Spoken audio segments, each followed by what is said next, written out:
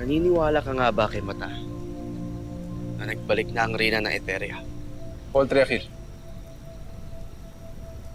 Ngunit ang trabaho ng isang Mashna ay tiyakin ang kaligtasan ng Lireo.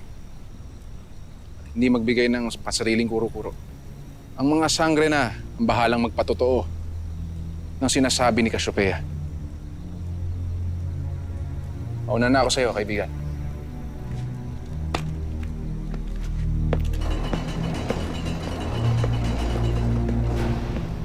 Saka ang tunay na Mashna.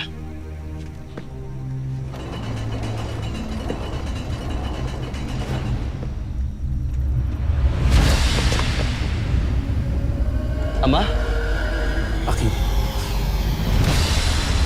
Bitawan mo ko. Ano nangyari sa'yo, Ama? Hindi ka na isang iftre? salamat kay Bathalumang Eder. Nakakaaway ka pa rin pumapanig, Ama. Hindi ako nagpunta rito para makipag-away. Nandito ako para balaan ka. Hindi ka naligtas sa lugar na ito. Parating na ang mga kaaway ng mga diwata. At ito ay mga nilalang na matagal nang patay. Si Avria? Totoo bang nagbalik ang reyna ng Eteria? Hindi na mahalaga kung ano pang bagay o nilalang. Ang mahalaga ay lumayo ka na sa Lireo at lumayo ka na sa mga anak ni Minea. Hindi maaari, Ama. Hindi ko kailanman ipagkakanulo ang Nereo, lalo na ang aking minamahal. Ngunit hindi ka maililigtas ng iyong pagmamahal. Anak, makinig ka sana sa akin. Bisala Eshma na lamang sa iyong sinabi, Ama. Ngunit makakaalis ka na dito, pagkat ikaw ang tunay na hindi ligtas dito. Naway patnubayan ka ng pinaniniwalaan mong bathala. Anak.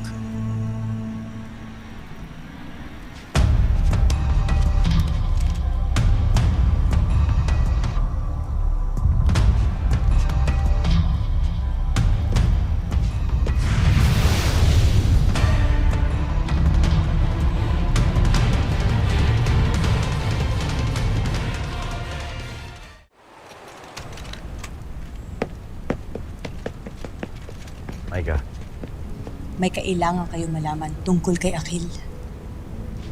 Isang bagay na maaaring magdala ng panganib para sa ating lahat. ano yun? Nakita ko siya kagabi. Kausap niya yung isang Hadazar na tumulong dati kay Haburn. Tinawag niya itong ama.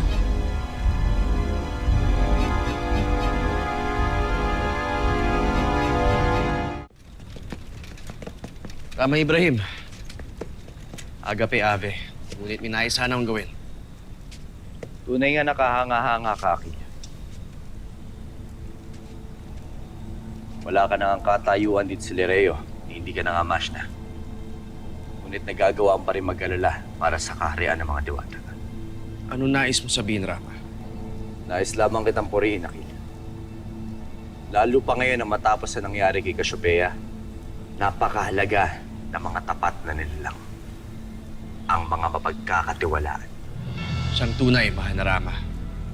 At nagpapasalamat ako na wala na nagdududa sa aking katapatan at pagmamahal sa ganda niya. Sana nga, Akil. Sana nga hindi na muling masira ang tiwala sa iyo. Lalo pa ngayon na pinahahalaga ang kanihara Danaya at ang iyong salita.